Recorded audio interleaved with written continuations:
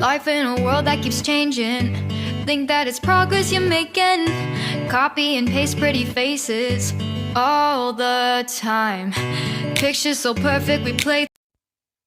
Hello, everyone. Welcome to Anointed Lady TV, the home of news and politics.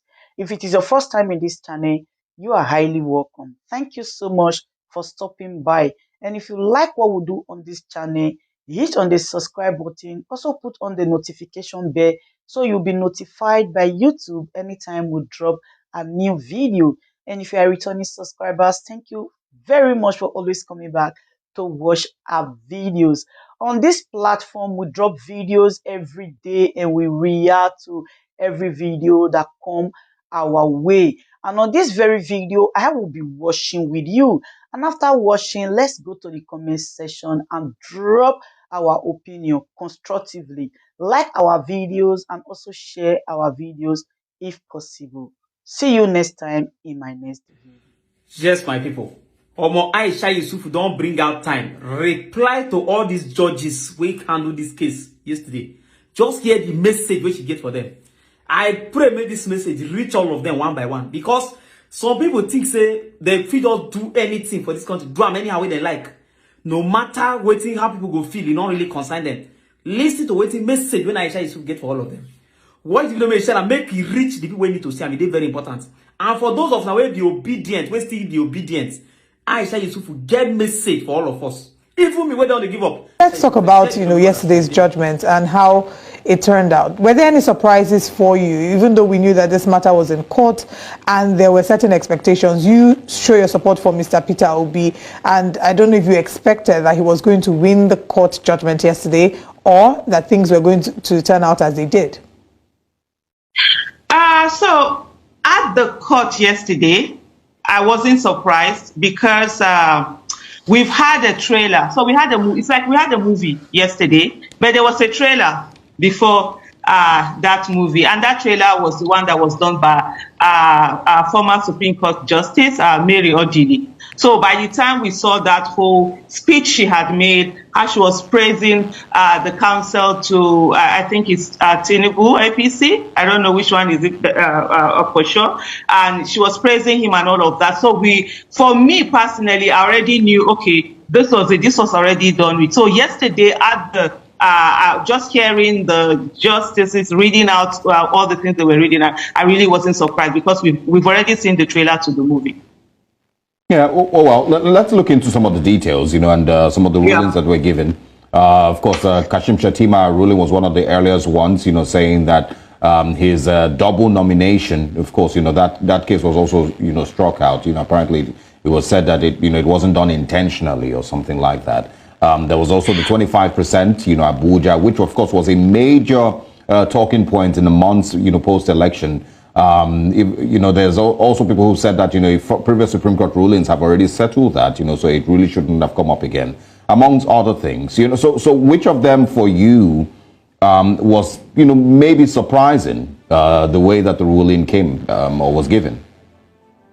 Okay, so there was a 25%. Let me start with the 25% FCT, and of course, it's something that had to do with interpretation, the constitutional interpretation. And I think listening to the ruling was the fact that look, the Constitution is a living document, and that you just sit down and you look at the words, and you have to think of the future generation. I think just trying to paraphrase what they said, which fantastic, that's okay to me. But what was surprising was that the kind of energy that was deployed when they were talking about 25% FCT was not the kind of energy that was deployed when it came to the forfeiture of the $460,000 because that was also a constitutional interpretation, and it was so the way the justice just sort of like the ruling just sort of like just went off. The court was like glib about it. Oh, okay, this is not an issue. This is what the Constitution says. Let's move on and everything. And then you didn't see that energy when it came to 25%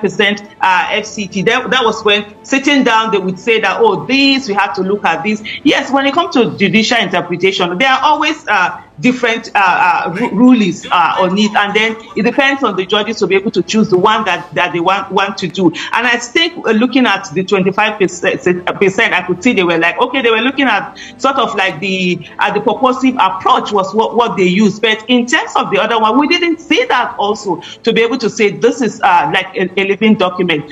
On the issue of Kashim Shettima's double nomination, I think part of the things that were said was that, is it pre-election matters? One, first, I'm not a lawyer, so I'm not standing in for anybody. I'm speaking for myself as a citizen, as an active Nigerian citizen of the Federal Republic of Nigeria. So the lawyers will come and do their own bit. What I saw was the fact that, and what I heard yesterday at the tribunal was the fact that, oh, this double nomination is the business of the party. It's like pre-election matter. It's supposed to be the business of the party. You shouldn't come and be interfering in what they do. But how does that even make sense?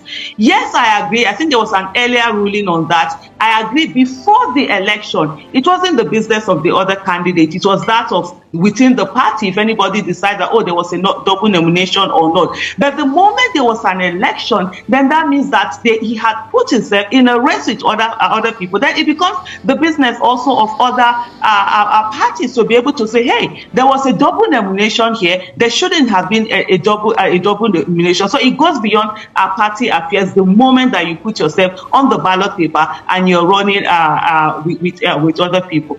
All right. As an active Nigerian citizen, how do you sense that the general populace accepted this judgment? And where do you think that Nigerians are going from here, the Nigerian citizens who may have been displeased about this? We hear that the Labour Party has, of course, rejected this judgment. Where do you see Nigerians going from here? Some of the reactions that I have seen on social media are people who are now advocating for relocation, mass migration. You know, we're seeing a lot of conversations about Japa. So from your perspective, how do you sense Nigerians are handling this, and where do you see Nigerians going from here?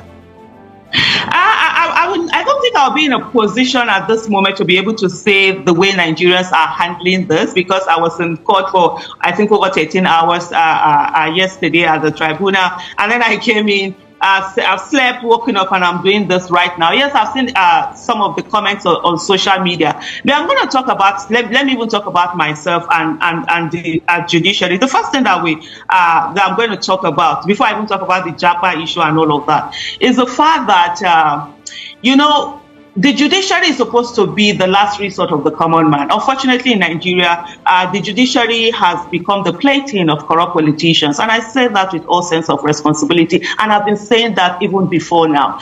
And it's one thing. That's why you see arrogantly that the politicians will, you know, rig election, do all sorts of things, kill, maim, get into office, and then arrogantly say to you, go to court. It's almost as if, okay, we own that place, just go there and do whatever it is that you're going to do. And sitting down yesterday at the tribunal, I think I sort of like got that reinforcement that says, hey, whatever you need to do, if you really want to get this, if you really want to get into office, go in there, you know, rig election, kill people, whatever it is, ensure that you are declared. That was why we even saw, I think it was Adamawa State, where literally almost sort of like people came, it was this and Inec, I can't remember the whole, the correct designation of the person who came to just announce a gubernatorial election and a win, and sort of like, irrespective, just getting to declare and then go to court and get it. So let me, sitting down there, and for those who listen to the judgment, just hearing the justices that are supposed to be unbiased, talking about gleefully and happily telling us that, oh, you think you can just come in here and be able to you know, I could try to get the right words they use, but in my own English, you think you can just come in here and be able to prove that election was rigged? You think it's that easy? You think it's drinking coffee? And you could see you could see the way the justices were they were almost like counsels to the respondents, and there was this anger, there was this seated anger from them, because we could see their faces, even though they had hidden their faces from Nigerians. You could see the anger coming from them when they were talking about the petitioners, and saying, how dare you bring your petition to before us. And I'm thinking, why do you have a job? Is it not for people to bring in the petitions and people that are aggrieved to be able to come? If we didn't have people being aggrieved, if you can't go, why do we have the courts? There's no need for the courts. So yesterday, it's that reinforcement of that corrupt politics of rigging, of do whatever it takes for you to be declared. That's all that matters. And then when you get declared, the court is going to be there and just pat your back. And even in all the statements, you see when it came to the respondents, you could see how the almost like the justices were sort of like on their side. And I think there was one of them who said, do you think we are going to go to market and get evidence? No. Nobody expected you to go to market and go and get evidence, but you were expected to be unbiased. You were not expected for your body language to be gleeful, for you to have ecstasy, for you to be on top of the moon when you were talking about the respondents, and then for you to be angry, for you to be coming at those when you're talking about the petitioners. No, that's not what justice is all about. Just because you know you're going to be in a court where people are going to be saying, oh, as the court pleases, at the court. I'm looking forward to one day when it's no longer that, oh, as the court pleases, but something like, oh, if that's what justice it's all about. And this is not, and for the things about Nigerians, and I'm going to say this is not about whether, oh, the person I supported was the one that was declared winner, or as a petitioner, his ruling, his this thing was thrown out and all of that. No, that's not the issue. The issue is about the process. And I remember in 2016, when Buhari's government went after judges, corrupt judges, as he had said, and arrested them, the manner in which it was done, I was strongly against that. I said no, because process matters. The rule of law matters in everything that you're doing. Even if it favors you today, it doesn't mean that you break the rule of law. You must ensure there's rule of law. You must ensure everything is done within the ambit of the law. You must ensure that the processes are followed the way they're supposed to be followed. And I keep taking, and I know a lot of Nigerians were happy. They were supporting, like, okay, yes, we have too many corrupt judges. I said, but that's not the way to do it. And this is what we're talking about today. There are so many things, even when it comes to Inec. Imagine a court that had given orders for Inec to bring in their materials. The Inec refuses to do that. I think Inec, they were subpoenaed, they weren't getting the whole coming out. Yesterday was the first time that I was at the tribunal, because I was out of the country for 5 months, and I came a day after the tribunal, this thing had ended. But I knew I followed some of those conversations, and Inec were called in, and you could see the ruling, the justices, gleefully saying to us, saying to Nigerians and all of us that, oh, do you think that any political party that wants to run for office must ensure that they have their own materials, they have their own resources, they should not depend on INEC? The same INEC that you had said should give access to these lawyers, and they were being denied. The same INEC that you have given them orders and they have refused to obey you, and you're not saying that as disrespect on the court. You're not saying that when you make certain pronouncement, when you give certain orders, these orders are not being followed by the executive. You don't see that. That really is surprising. Because, but I will round up here, because I'm sure there are a lot of questions that you want to ask me, and there are a lot of things that I need to say also. I will round up here to say that, look, the judiciary, Nigerian judiciary, is the one that is actually on trial, and it's left for them to let justice be seen. And one other thing, quickly let me add, is the fact that they decided to go live when they were going to give their judgment.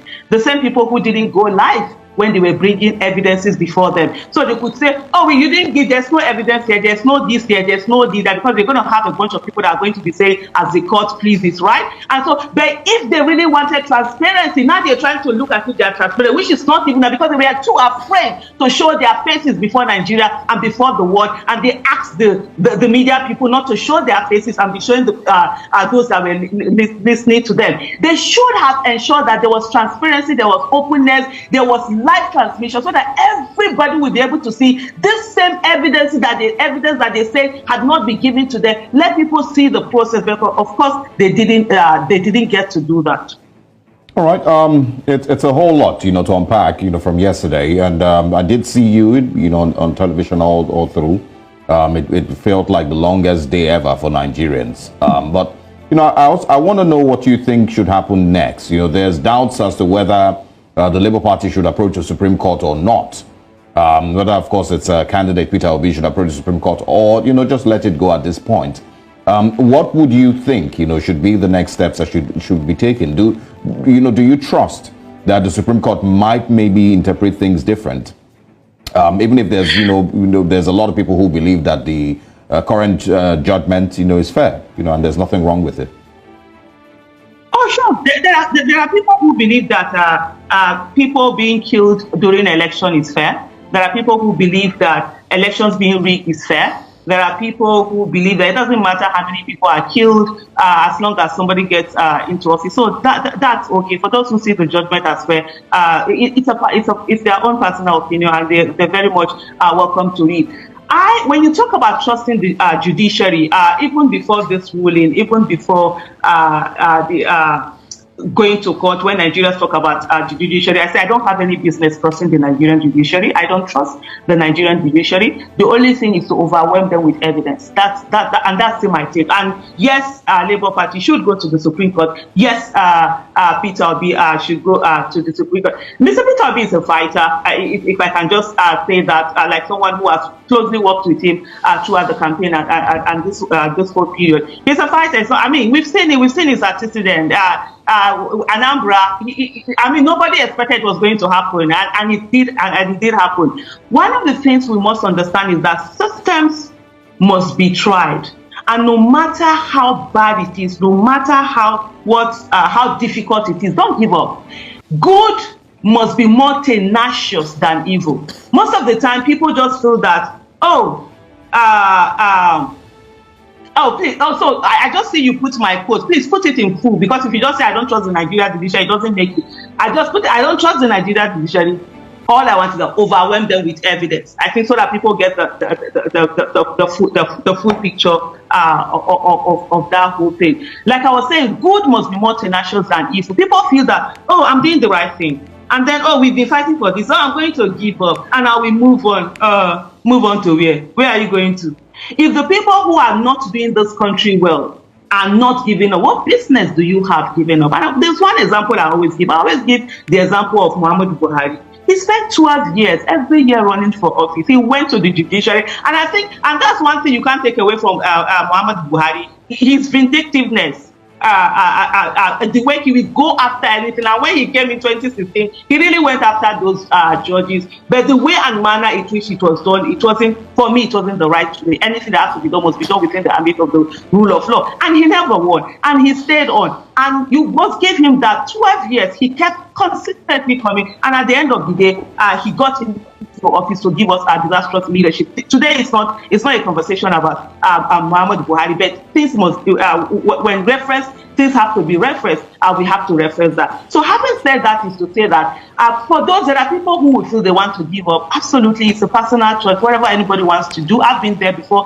1993, that was the first time I could vote. I was 18 years old, and then I voted, and the elections was cancelled, and I didn't vote again until 2011. And so I was angry. It took me 18 years for me to be able to. So I understand that whole feeling. But the thing is that the process we must go on, even if when you see that there is so much against you, don't just give in, because when you do that, you self-defeat yourself. We must challenge the process. We must go on. We must see this thing. And I think one of the things that Nigerians are not saying is that an amazing thing happened. There was a revolution with the 2023 election. Many people, you had people in their 70s who had never voted, who were voting for the first time. You have citizens engaged. People say that, there can never be a third party coming up. People say that, you guys, you can't do anything. 4 people tweeting in a room. At the end of the day, they had no option but to give over 6 million votes. And, one of the things that must happen is that people must look at the little wins And while there's a setback is for you to consolidate and keep going. In the meantime, look at those little wins. What are the things that have happened? There's a governor somewhere. There are 8 senators somewhere. There are about 30-something in the House of Rep members, 70-something state houses of assembly members. And you begin to look at 2 years ago, that was an impossible. People would have said this is impossible, but you were able to remove the IM. So this is not the time to give up. This is the time to keep going. And the thing is that if you look at all of these things were done within the space of about 10 months. So if you put in 1 more year, 2 years, a decade, 2 decades, 3 decades, 5 decades, we're going to get that Nigeria that we are looking for. Politics is how you get people elected into office, and every one of us must be engaged in that politics. I've always talked about there must be citizens' participation.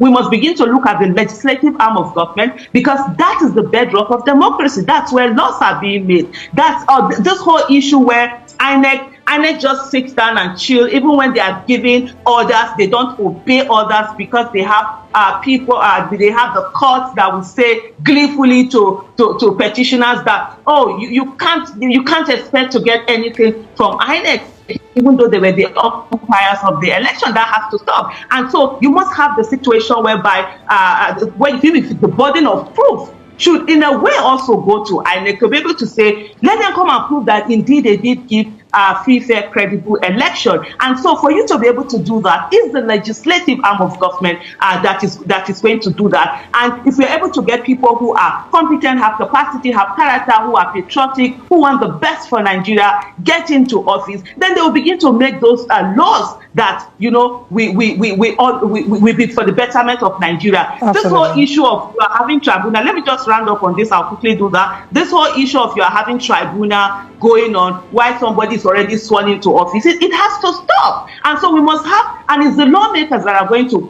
amend the Electoral Act and do the needful and ensure that there are laws whereby we have to wait until all tribunals, everything is concluded before someone is sworn into office. All right. Ladies and gentlemen, good day, my brothers and sisters, my mummies and my daddies over there. Is your sister again, your doctor, your friend, your girl, Anointed Lady TV. Please, if today is your first time of coming across my YouTube channel, please do subscribe for me. Subscribe and turn on the notification bell. So each time I upload any video, you will be notified. So in this my channel, I will be bringing up many things to you in which you will benefit from it. I do talk show, I do news, anything you want to talk about, I am into it. Please subscribe and turn on the notification bell. So each time I upload any video or each time I'm on live on YouTube, you will be notified. Thank you very much for always being there for me. Please do subscribe for me, and as you do so, God will richly bless you and meet your heart desire. Thank you very much. I love you all. Ladies and gentlemen, good day, my brothers and sisters, my mummies and my daddies over there. Is your sister again, your doctor, your friend, your girl, Anointed Lady TV. Please, if today is your first time of coming across my YouTube channel, please do subscribe for me. Subscribe and turn on the notification bell. So each time I upload any video, you will be notified. So in this my channel, I will be bringing up many things to you in which you will benefit from it. I do talk show, I do news, anything you want to talk about, I am into it. Please subscribe and turn on the notification bell. So each time I upload any video or each time I'm on live on YouTube, you will be notified. Thank you very much for always being there for me. Please do subscribe for me, and as you do so, God will richly bless you and meet your heart desire. Thank you very much. I love you all. Ladies and gentlemen, good day, my brothers and sisters, my mummies and my daddies over there.